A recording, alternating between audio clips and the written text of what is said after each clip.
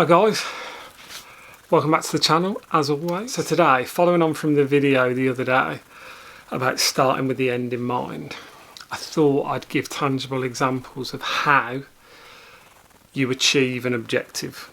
So you've seen other videos, strategies, go on 70%. I thought what we'd try and do is we'd take all of those in the round and talk about what it looks like when you actually execute a strategy, an objective. So I'm going to go through businesses that I've previously run, because obviously it's the easiest thing for me to talk about, and hopefully you can understand what those mean. And throughout the video I'll try and drop in some videos and some bits that at least bring this to life, because otherwise they're just words. So hopefully this is a useful video. This video is one I'm super keen to talk about, because there's nothing really more fulfilling than when an objective is achieved and is delivered well and you see success off the back of it, because success breeds success and it changes cultures, and actually it's when you get your best out of your people. And when you kind of hit the ground running in businesses, what I've certainly found as you go in, you probably can tell I'm slightly unusual guy.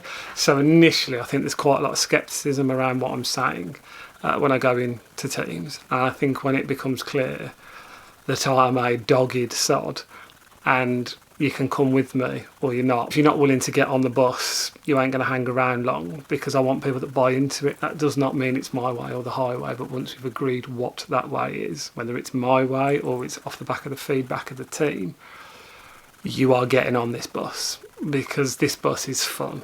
This bus is motivating, this bus is rewarding, and actually all the reasons you come to work, to be paid, to succeed, to have a great time hopefully, will all be achieved by us getting on this bus and going together. But if you're going to be the passenger seat driver that tells us we've gone wrong when we should have gone left, we should have gone right, get off the bus. Don't mind having people with differing views, but do not be the mood hoover. Do not be a culture terrorist in a company. If you've got them, I've said it in other videos and I mean it, rip them out of the company. Take them out as quick as you possibly can. They will kill your company and they will stop you achieving your objectives. So a great example, the first example that I'll use was when I was at Game Digital running a company called Multiplay, the events and esports team. The flagship event was called Insomnia Gaming Festival. Cue video.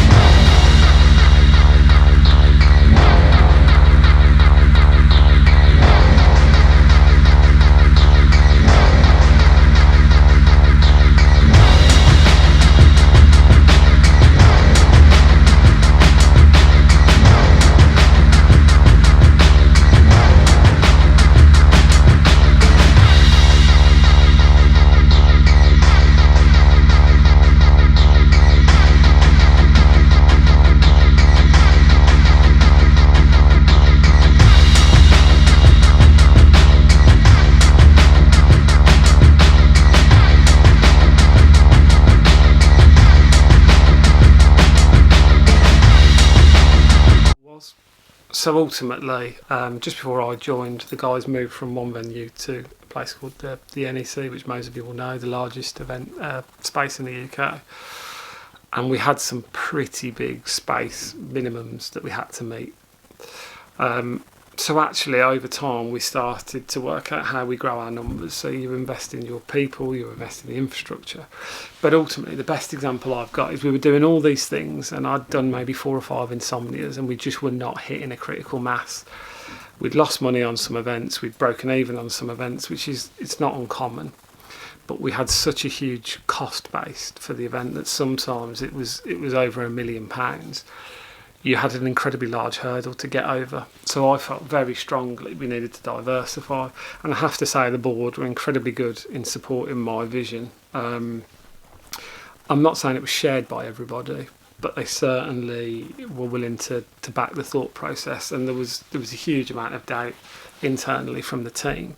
But when I talk about some of the other videos that I've done about the value of employee engagement and what a committed workforce looks like, I came up with a number of objectives, and I'd always look for the team to come up with content. So we used to have a whiteboard.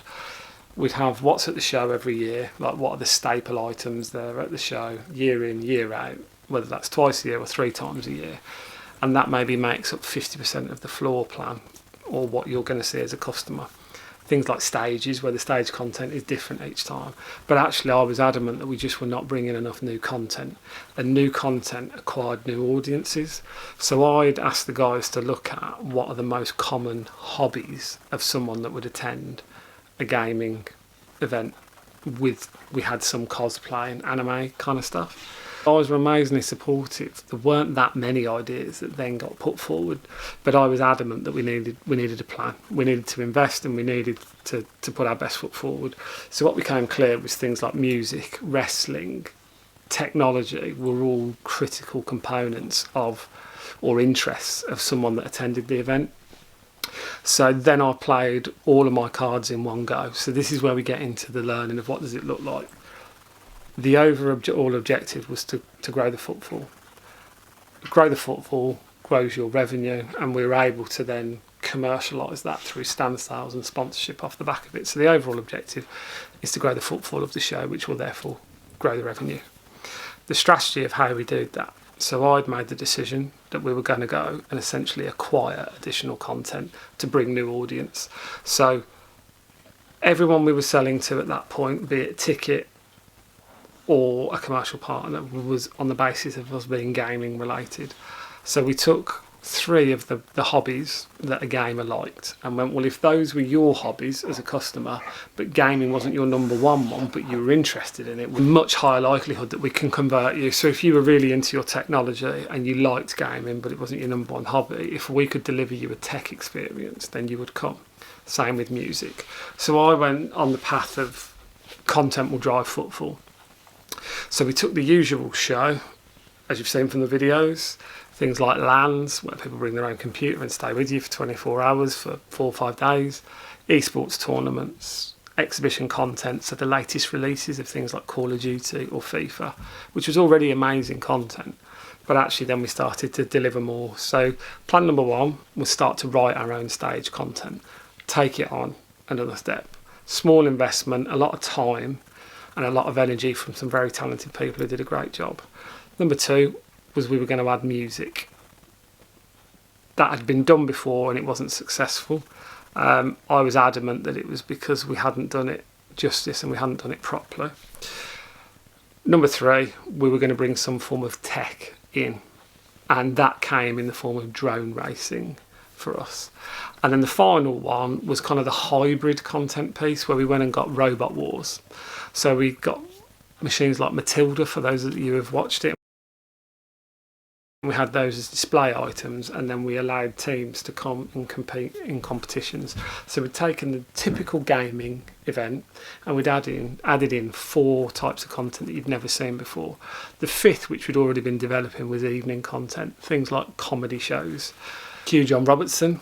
Hello, Darren!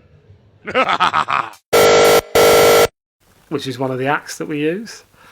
All of this stuff was amazing content, and we were called the Insomnia Gaming Festival, but I felt we didn't capture the true nature of a festival. We looked like an exhibition unless you were in the LAN hall and you were staying with us for 4 or 5 days straight, but I wanted that experience to be extended. There was a lot of cynicism, and some of the people watching this video now know who they were, but we did it. So what did we do? What happened? So my view was, if you're going to add content, you need to make the best content that you can possibly add if you're going to grab audience share.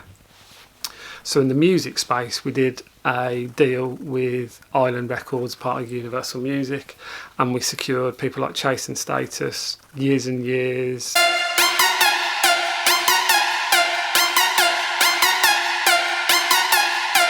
Big household names.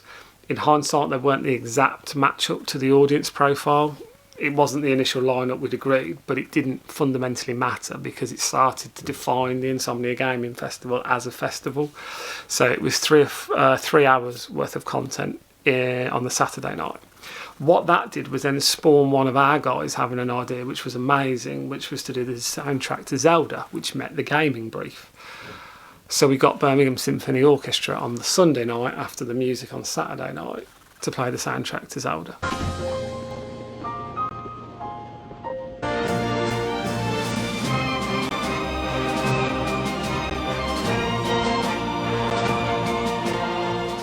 Absolutely amazing, one of the best things I've seen us do.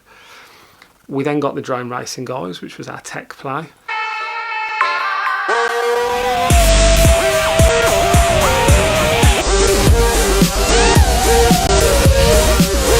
And we then held UK level standard tournaments.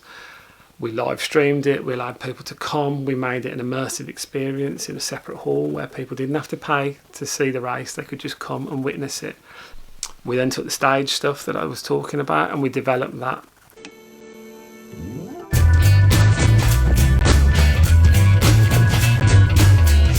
Into a show about AI, a couple of our own chat show formats, and actually very quickly you can see how the event's taking shape. We'd played with evening content, and then on the Friday or the Sunday night we'd added in the comedy as well. So if you start to look at this, we're trying to acquire footfall. If you're following me, you've now gone from a gaming event that had some YouTube elements in it and had obviously a lot of esports in it.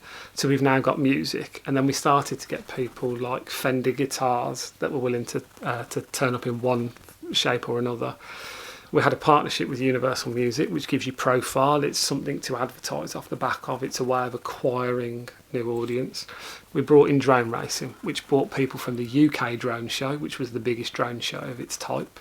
So we took the drone show guys, brought them into our show and gave them a platform of tens of thousands of people where they were only getting single figure thousands of people. And then off the back of that sprang all these new ideas. As I say, the Zelda piece slotted in. So you turned up to this event that typically opened from, let's say, 9 till 6 as an exhibition, as a customer, and then you left. If you were LAN, which is, as you'd seen in the video, the people with their own computers, they stayed with you, but they didn't move from their desk. So you take the event that we really ran at trying to achieve our objectives is, you had a comedy show on the Friday night, you had the world's largest pub quiz, which was also something that was already being done, which was where a lot of the ideas were spawned from. It proved evening content worked. You got music on the Saturday, music on the Sunday night, and comedy again on the Sunday. So suddenly, if you were a punter from 9 till 6, you could upgrade your tickets. We've acquired you for longer if you're a pre-existing customer, or if you were a customer that had never been a customer before, we may have acquired you because you came for the music, but you turned up in the day. And actually very quickly, we went to kind of annual numbers from just doing 2 events a year rather than 3 of 100,000 people. And I think maybe there was a particular year where we got to 120,000, maybe, with the total footfall. It was unbelievably difficult. But I come back to the point of the message where you start off with an objective and you don't allow it to be diluted. So I had a very clear vision and I held the team to that. I asked them to contribute. I asked for their ideas, and wherever there was an idea that someone would come up with, I would run with theirs, because you're much, much more likely to get the buy-in from people, because there was already some cynicism about the route I thought we should go down, because it was, I suppose, diluting the gaming elements. But to hit the scale we wanted to and the numbers we needed to, we had to broaden ourselves, but I didn't want to broaden ourselves too far in a way that it took us away from what our core elements were. And actually, when the doubts were there, we talked about them. I asked the team to back me, and when we talk about engaged people, 90% of them went with me on it. They didn't always agree, and you've heard me talk about in a number of videos now about bringing spend down. But actually, when you have an objective and you want to achieve it, and it's a crystal clear objective, you need to invest at times. You need to not second guess your own beliefs, and you need to actually have faith in the thing that you are doing. So anyway, we ran at that event, and it was our biggest ever footfall number. But what that did, it redefined the Insomnia show. So when we turned up, that was the Easter show. So when we turned up in the summer, we made six-figure profits, and they weren't just kind of 100,000. They were much more significant than that, because what we'd done, we'd acquired new customers. We'd retained a lot of customers, which is always great. You've got to have a great experience. But we'd opened ourselves up to a new audience. And although it took away from, for some people, the absolute purity of what the event was, ultimately, the moment we'd signed the NEC contract, which was a decision made pre me turning up, you'd made the decision to commercialise. And I think we did an absolutely outstanding job. But keep bringing you back to the point. It was because I was unmoved from that objective. Once we tried a few different things and it was clear that we were only making very small incremental gains, we needed something game changing. And we used other people's brands and other people's platforms to bring them into our event, because what we had that they didn't was a high footfall. We had a high customer engagement and we had a high retention rate of customers. So if we could take other people's products and drop them into our show, they were benefiting from our extended platform. But by proxy, we were growing our own platform. And it was a really, really successful example I can give you where you've had the objective and you create your strategy off the back of the objective. And as that leader, you have to be unmoved from the objective, because it's very easy in the face of criticism to not follow your gut.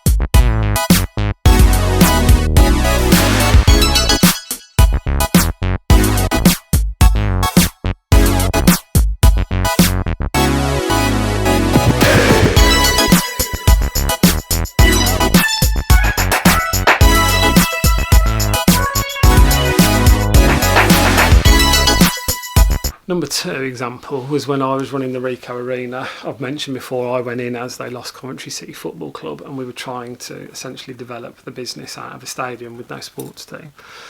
And I'll focus on one element of it because it was the area where we saw the most growth. So I was running everything bar a couple of the bits that the council themselves weren't running.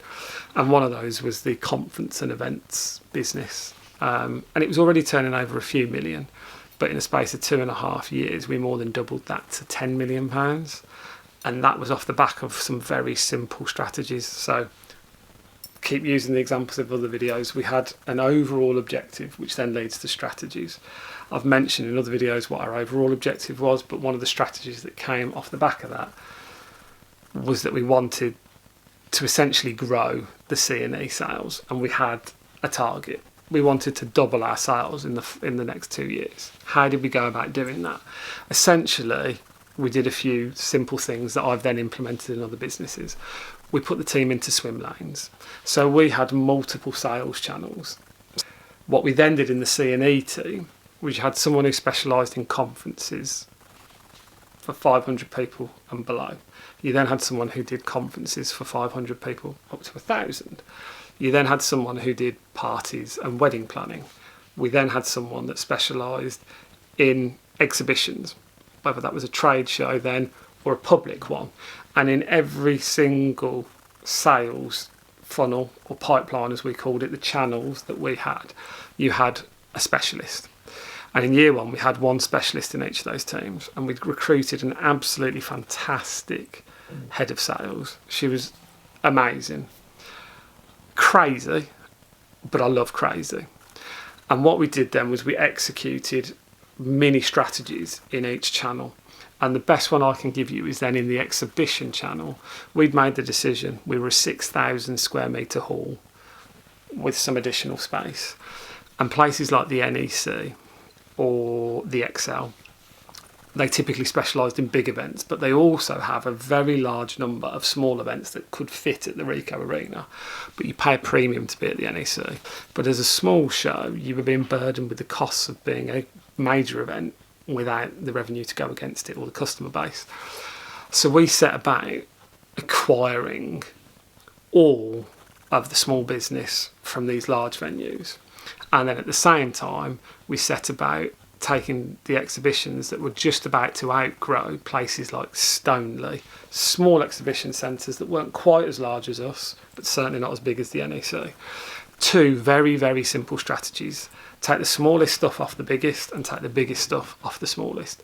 Be the best. Put customer service first, deliver a good price and put great people in front of them. And we were absolutely unwavering in our drive to achieving that objective. I took over, and I've mentioned this in other videos, in the first 6 months at the Ricoh Arena, I got some fairly severe pushback from people at the council. But actually my boss and my boss's boss, they were really supportive in what I was attempting to do, and they gave me the time to see the plan out, because a lot of strategies cannot be delivered instantaneously, not when you're looking for such substantial growth. So the results did not come overnight. They certainly didn't get any worse, because the company was already profitable, but it was about taking it from where it was to where it got to. So anyway, when I started, as I said, we were in the millions, but single figure millions. And when I left, we'd more than doubled the C&E turnover to £10 million, just over. And a huge part of that was the exhibition revenue. And it's so amazing how quickly you can achieve success if you don't deviate from what the objectives were and what the strategy is to deliver that. There's lots of moving parts in a business, but you've got to get everybody to have a steely focus on what their part of it is. Because if everybody holds their bits up, their swim lanes, then the sum of those parts become much larger. And actually, where we got to when I left, I think when I picked the business up, we were trading around 700-ish thousand profit, and we got to 3.4-ish million profit. Number 3 is when I was at Leicester City Football Club, so the job before the Ricoh Arena, and I went in there and the business was a mess, quite honestly. The club were disillusioned with what we were doing, we being Compass Group at the time, and we weren't even allowed in the offices. It got that bad. And one of my big wins, and it was a big win at the time, was to negotiate us moving back into the offices and being given true office space. The objective there was, though, the standards were not good enough. We were losing somewhere between £500,000 and £750,000 a year. So the objective for me, because it was essentially a 12-month gig, was to get back to break even, and someone else would come and do the, let's call it the long-term piece. But it was to put in all of the kind of platforms and the bedrocks of what would be a sustainable and quality business. Get back to profit. So I needed to set the foundations up for what that were. So we probably ripped out 50% of the management team, and then it became, at the time, because one of my big areas of focus was essentially the catering, the events, the cleaning, security type work, was then about delivering quality product, because we were not known for quality product. So the feedback had been really bad, particularly on a match day. So in this example, I'm going to give you an example of what a match day started to look like. Anyone who's been to a sports stadium knows there's tiers of dining, right from the concourse all the way up to the director's suites. The club's brief was clear. They want a radical overhaul. Okay, understood. We had X amount of money to spend. What the objective was to radicalise everything. So I'd come up with a plan with the team of, let's focus on the areas where we're going to get the biggest bang for our buck. And I had to bring the club on the journey with it, because they wanted everything to be different, and that is just not possible, because sometimes there's change for change's sake. So we took the money, and in areas that were really important to the club, like the director's lounge, we upgraded the menu. We brought in a specialised chef to do kind of personalised, high-end, almost Rosette standard food. Tick number 1. We then went all the way down to the concourses, and we redecorated all of the kiosks, and we put a new product range in. So the day-to-day fan, because it's no good just humouring all the people at the top of the club, the 30-odd thousand people that turned up every week religiously still needed to see an improved experience, because we'd lost their buy-in. So we improved down there. Then you got to kind of the mid-tier. Wasn't full hospitality, but it also wasn't concourses. There has to be compromises. So the rooms were decorated, and we upgraded some of the catering offers, but we didn't go as far as we did in the totally top end, and then the low entry level. And at the beginning, the club were not with me on this plan because they were like, we've done a bad job pre me turning up and we need to see everything redefined. So I had to have a series of really difficult conversations, which ultimately they were really supportive of the money will only go so far and the changes can only go so far. So let's pick 2 or 3 areas where we can have the most impact, can affect the most people. And I'm delighted to say something as simple as that. The hospitality numbers went up dramatically because even where we'd made the least changes, they were still changes. They were changes that were easily understandable. And then in the concourses, you were able to buy things like fish and chips or fresh donuts or products that were not at the time. They're commonplace now, but I'm talking many years ago, they were not commonplace then. So the general fan could see the difference. Right up to the boardroom, the people then that are paying everybody's wages, they got to see different food that was bespoke every week. But we defined, coming back to strategies at each level, what we were doing. So simple objective of overhauling a business and raising the standards, but how you do that and how you execute that is actually to back to the levels that you are at. You can't just be all things to all men, so you have to work out in every area. It's a bit like those swim lanes I talked about at the Rico of what do we want to be down on the concourses, what do we want to be in the premium areas, and then holding yourself to that. Week in, week out, deliver the standard, deliver the service to that level and never stop, and hold everybody around you accountable to that level. There is never a point when they drop, and if they do drop, you act on that. And you bring the standards back up and you hold yourself to it.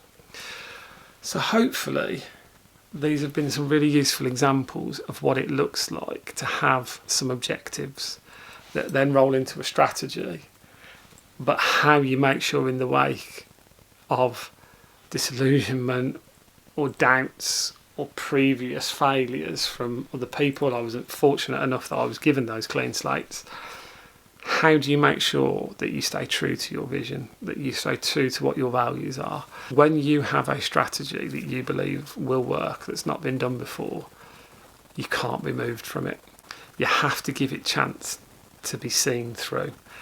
And when I say see it through, that also means financially.